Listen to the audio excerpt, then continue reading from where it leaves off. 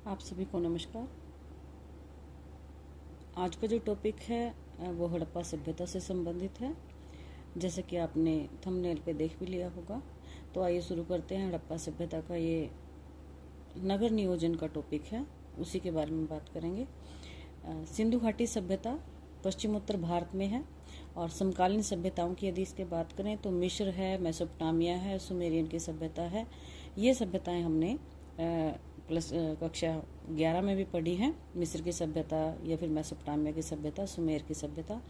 और यदि इनको मैप के माध्यम से हम देखें तो इन्हीं सभ्यताओं के साथ जो हड़प्पा सभ्यता है उनका व्यापार वाणिज्य फला फूला और इन्हीं के साथ उनके संबंध थे, क्योंकि यहाँ से हमें हड़प्पा सभ्यता से कुछ साक्ष्य ऐसे मिले हैं जिनसे हमें इस चीज़ की पुष्टि होती है कि मेसोपोटामिया की सभ्यता, सुमेर की सभ्यता और मिस्र की सभ्यता के साथ हड़प्पा सभ्यता के संबंध थे।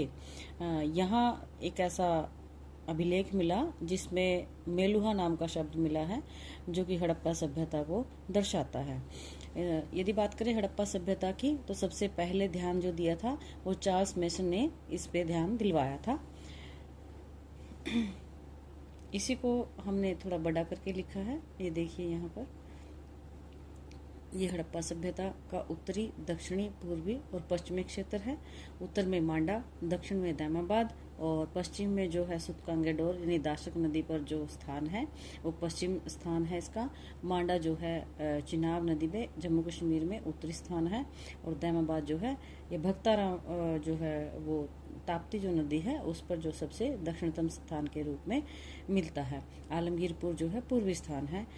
यदि बात करें सीमा की तो उत्तर से दक्षिण 1400 किलोमीटर, पूर्व से पश्चिम लगभग 1600 किलोमीटर का इसका स्थान एरिया है।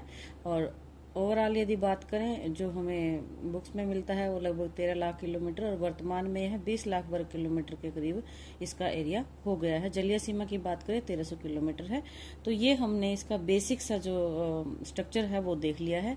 ये आपको दक्षिण अफ्रीका और यहाँ पर ये जो है मिस्र की सभ्यता, मेसोपोटामिया की सभ्यता और यहाँ पर ये हड़प्पा की सभ्यता हमें देखने को मिलती है। तो मैप पे भी हमें ये पता होना चाहिए कि ये सभ्यताएं, इनकी लोकेशन कहाँ कहाँ पर है। तो आज हम इसी सभ्यता से जुड़ा हुआ एक टॉपिक जो कि हड़प्पा सभ्यता के नगर नियोजन से संबंधित है उसके बारे में बात करेंगे। तो देखते हैं नगर नियोजन, और ये कक्षा 12 और कक्षा 10 दोनों के लिए ही महत्वपूर्ण है। तो हड़प्पा सभ्यता का नगर नियोजन। नगर नियोजन की यदि बात करें तो हड़प्पा सभ्यता समकालीन सभ्यताओं में सबसे सुनियोजित तरीके से बसाई गई सभ्यता थी। जब हमने बात की थी इतिहास की तो आधे ऐतिहासिक काल में इसको रखा गया है, क्योंकि इसमें जो लिपि थी, भाव चित्रात्मक जो लिपि थी इनकी, पिक्टोग्राफ जिसको कहा जाता है, वो पढ़ी गई नहीं थी। इसीलिए हम इसको आधे ऐतिहासिक काल की संज्ञा देते हैं। आधे इतिहास की बात करें तो इतिहास का वो कालखंड वो जो उस समय में नहीं लिखा गया, बहुत बाद में लिखा गया, या फिर वो कालखंड जिसको हम नहीं पढ़ पाए, जैसे उदाहरण के लिए हड़प्पा सभ्यता। ये कांस्य युगीन सभ्यता थी, तांबा और टीन को मिलाकर कांसा बना। और समकालीन सभ्यताएं लगभग सभी कांस्य युगीन सभ्यताएं हमें देखने को मिलती है। प्रथम नागरीकरण का काल इसे कहते हैं। और हड़प्पा सभ्यता की नगर योजना यानी बस्तियां यदि हम देखें तो क्या क्या महत्वपूर्ण है उसमें, जो हमारे इतिहास में एग्ज़ाम के पॉइंट ऑफ व्यू से बड़ा ही इम्पोर्टेंट होगा उसको हम देखेंगे। और ये टॉपिक ना सिर्फ 10वीं और 12वीं से बल्कि जो हमारे कम्पिटिटिव एग्जाम है उनमें भी पूछा जाता है। तो उसी संदर्भ में हम इस टॉपिक पे आज बात करेंगे। यदि बात करें तो जो हड़प्पा सभ्यता की नियोजित जो सिस्टम इनका बनाया गया था, योजना जो थी वो किस तरीके से बनाई गई थी। सभी सभ्यता, पूरी की पूरी सभ्यता में मोस्टली जो हमें नगर मिले हैं या उनमें एक चीज कॉमन है, और वो कॉमन क्या है, एक दुर्ग नगर है और एक नगर क्षेत्र है। यानी हड़प्पा क्षेत्र के जो भी हमें नगर मिले हैं उनमें दो भागों में उसको डिवाइड किया गया है। जो ऊपरी स्थल पर था, ऊंचाई पर था, आकार में छोटा था, उसको दुर्ग टीला या गढ़ी टीला कहा गया। और दूसरा जो क्षेत्र था वो नगर क्षेत्र था, नीचे था और बड़ा था ये। तो ये पूर्वी और ये पश्चिमी। तो ये हमें याद रखना है, बहुत बार एग्जाम में ऐसे ही प्रश्न पूछ लिए जाते हैं। और इसके बाद बात करें दुर्ग क्षेत्र रक्षा प्राचीर से घिरा रहता था। ये महत्वपूर्ण है कि जितनी भी सभ्यताएं हमें देखने को हड़प्पा सभ्यता की जो नगर नियोजन है उसमें जो ये पश्चिमी टीला है ये रक्षा प्राचीर से घिरा हुआ था। यानी ये मतलब कुछ विशेष, इसका मतलब ये है कुछ विशेष सुविधा वाले लोग यहाँ पर रहते होंगे। यहाँ पर जो प्राचीर मिली है यानी दीवार जो मिली है, इसके आसपास जो दीवार मिली है वो अंदर उसके कच्ची ईंटों का प्रयोग हुआ था और बाहर उसके पक्की ईंटों का प्रयोग हुआ था।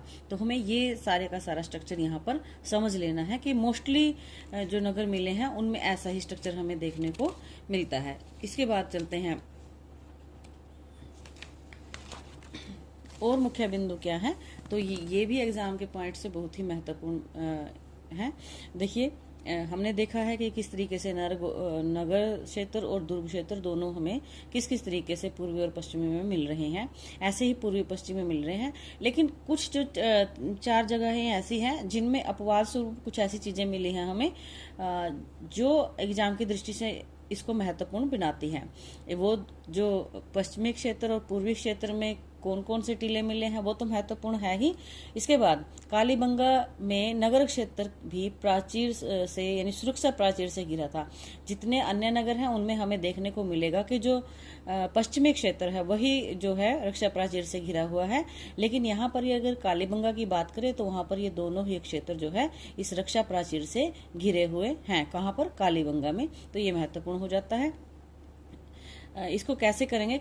इसको एक ट्रिक के माध्यम से हम आसानी से समझ सकते हैं। कालीबंगा यानी काली चूड़ियाँ, कालीबंगा काली चूड़ियाँ, और काली चूड़ियों को इस तरीके से भी ये चूड़ी है, ये इसको भी कवर किया गया है, और ये एक चूड़ी है इसको भी कवर किया गया है। ये अपना अपना याद करने का तरीका है, मैंने इसको ऐसे किया है, तो आप अपने हिसाब से जैसा आपको उचित लगे आप उस तरीके से तैयार कर सकते हैं। इसके बाद दूसरा है लोथल और सुरकोटड़ा। तो ये दो जो क्षेत्र है दोनों ही एक ही रक्षा प्राचीर से घिरे थे। जैसे देखें ये हमने दुर्ग क्षेत्र देखा था और ये हमने नगर टीला देखा था, नगर क्षेत्र देखा था। तो उसमें हमने नॉर्मली क्या देखा था, ये सिर्फ ये रक्षा प्राचीर से घिरा था, ये नहीं।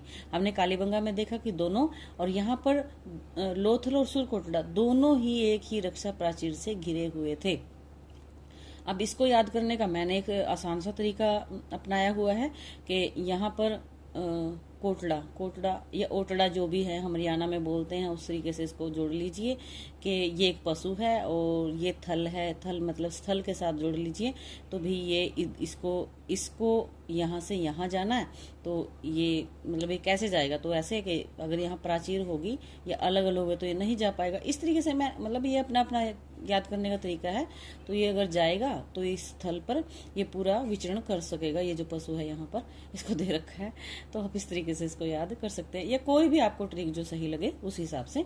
इसके बाद देखिए चुहुंदड़ो जो है कोई रक्षा प्राचीर नहीं है। तो ये जो चुहुंदड़ो है, चुहुंदड़ो से हमें बहुत सारे ऐसे सौंदर्य प्रसाधन के जो साक्ष्य है वो मिले हैं, चाहे आपकी अंजनशाला हो, चाहे मोती हो, ये एक तरीके से मतलब इस तरीके की चीजें वहां पर मिली है।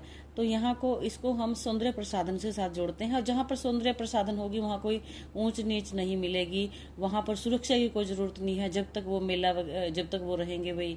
उस तरीके से आप जोड़ लेना ना इसको, चुहुंदड़ों में कोई भी रक्षा प्राचीर नहीं है।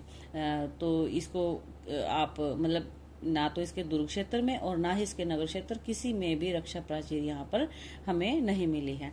इसके बाद एक महत्वपूर्ण बहुत ही बार एग्जाम में पूछा जाता है, और आपके कक्षा 12 के एग्जाम में भी पूछा गया था ये पीछे, धोलावीरा एक ऐसा स्थान है जो 3 भागों में विभाजित था। पहले हमने देखा कि दो दो भागों में विभाजित है, और शुरुआत में भी हमने ये देखा था।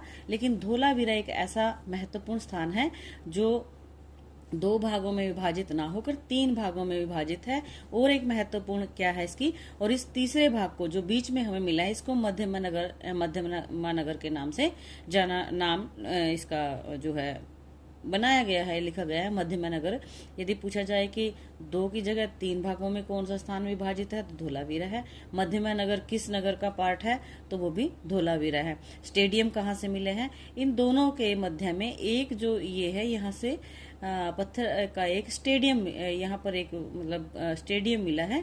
ये जो है ये महत्वपूर्ण हमारा एग्जाम की दृष्टि से बहुत हो जाता है। इसके बाद नगर से जुड़े हुए और कुछ तथ्य देखेंगे। नगर के आकार की यदि बात करें तो आकार जो था वो आयताकार और वर्गाकार दोनों ही आकारों में हमें मिलता है, आयताकार और वर्गाकार। तो ये जो है इसके आकार हमें मिलते हैं। यदि बात करें मोहनजोदड़ो की मुख्य सड़क की तो इसे राजपथ कहा गया है, लगभग 10 मीटर चौड़ाई इसकी है। और अन्य नगरों में जो हमें सड़कें मिली हैं वो है 2.7 या फिर 2.66 मीटर, इतनी सड़कें मिली हैं। गलियों की चौड़ाई की बात करें तो 1.8 मीटर के करीब इनकी चौड़ाई रही है। तो मुख्य है जो मोहनजोदड़ो में जो मुख्य सड़क मिली है वो बहुत ही चौड़ी सड़क है जिसे राजपथ कहा गया है। इसके आसपास गलियां हैं, गलियों को ढकने के लिए भी विशेष व्यवस्था की गई थी। तो सफाई की व्यवस्था के संदर्भ में यदि देखें तो हड़प्पा सभ्यता समकालीन सभ्यताओं से सबसे श्रेष्ठ थी। यदि हम मेसोपोटामिया की बात करें तो वहाँ तो गलियां ही बहुत छोटी छोटी पतली पतली गलियां हैं, संकीर्ण गलियां हैं। लोग जो कचरा है अपना गलियों में फेंक देते थे, तो इससे क्या होता था, घर की जो दहलीज है वो नीची और गलियां ऊंची होती हमें नजर आ रही हैं। लेकिन हड़प्पा सभ्यता एक विशेष सभ्यता जो कि प्री प्लानिंग के तहत बनाई गई थी। अब देखते हैं हड़प्पा सभ्यता की जो है समकोण पर काटती थी। हाँ, ये चीज और यहाँ पर सड़कें जो हैं समकोण पर काटती थी और इसे ग्रिड पद्धति भी कहा गया।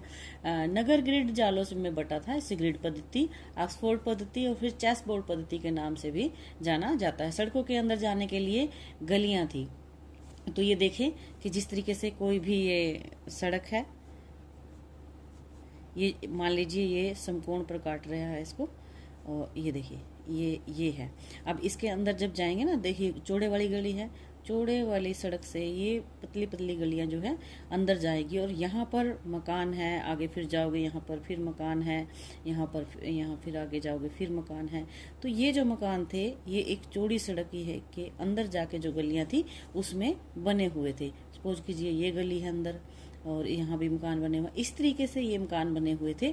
और ये जो मकान है ऐसा नहीं है कि इसमें जाते ही आपको आगे सामने आपको कुछ दिखाई देगा। यहाँ पर एक दीवार उठी हुई थी और ये जो दीवार यहाँ पर उठी हुई थी, इसके मतलब एकदम से जब भी कोई व्यक्ति यहाँ से एंट्री करेगा तो ऐसा नहीं है कि आप किसी की कमरे में सीधा झांक जाओगे, देख लोगे क्या हो रहा है क्या नहीं। उसके सामने भी दीवार लगा दी गई थी। हड़प्पा सभ्यता के जो मकान बने हुए हैं उनमें एक चीज और भी है, वहां पर किसी भी तरह की हमें रोशनदान या फिर खिड़कियां देखने को नहीं मिलती। यानी एक तरीके से सुरक्षित भी थे और दूसरे तरीके से कि भाई उनकी निजीता जो है उसका भी ध्यान यहाँ पर रखा गया था। यहाँ पर मैंने देखो करने की कोशिश की है कि ये दो चौड़ी सड़कें हैं, इनसे एक गली अंदर गई हैं। गलियां, सड़कों से अंदर जाने के लिए गलियों का इस्तेमाल किया जाता था। घर का दरवाजा गलियों की तरफ गलियों में खुलता था, ना कि सड़कों में। ये जो चौड़ी सड़कें हैं यहाँ पर किसी का कोई भी आपको दरवाजा खुलता हुआ नहीं दिखेगा। पादस्वरूप सिर्फ एक जगह पे खुलते थे जो कि व्यापारिक के लिए महत्वपूर्ण थी, और बाकी जो है गलियों में से ही जो है अंदर गेट जो है दरवाजे उनके बने हुए होते थे। इससे ये तो है कि व्यापारिक जो मार्ग थे उनसे जुड़े हुए थे ये। इसके बाद देखिए घर के आकार की यदि बात करें तो 30 वर्ग फुट का था। एक घर 30 वर्ग फुट था। हर घर में कुआं था, ये भी महत्वपूर्ण है कि कुआं हर घर में स्नानागार था, वॉशरूम था, बाथरूम था, रसोई घर था, किचन था, हर एक घर में सीढ़ियां थी। अतः 2 मंजिलें होने के हमें जो है यहाँ से साक्ष्य मिलते हैं कि भवन जो है 2 मंजिले या 3 मंजिले भी हो सकते हैं, क्योंकि अभी तो हमें सिर्फ वहाँ जो बेस है बेस ही हमें वहाँ पर मिला है। ऐसे ही कालीबंगा से आंगन मिला है जो कि पक्की ईंटों के साक्ष्य मिलने के साक्ष्य ऐसा लगता है कि वहाँ पर जो आंगन है वो पक्की ईंटों के लिए, चंद्राकार ईंटें भी वहाँ से मिली हैं हमें। सड़कें कच्ची ईंटों से बनाई गई थी, लेकिन राजपथ जो था मोहनजोदड़ो का उसमें पक्की ईंटों का यूज हुआ है, ऐसा हमें मिलता है। ऐसे तो ये आज का जो हमारे टॉपिक था ये हड़प्पा सभ्यता से संबंधित था, और इसमें हमने हड़प्पा सभ्यता का जो नगरीय स्वरूप था वो कैसा था, किस तरीके से बनाया गया था, इस पर बात की। आगे हम इसी तरह के जो धार्मिक जीवन है इनका उस पर भी बात करेंगे।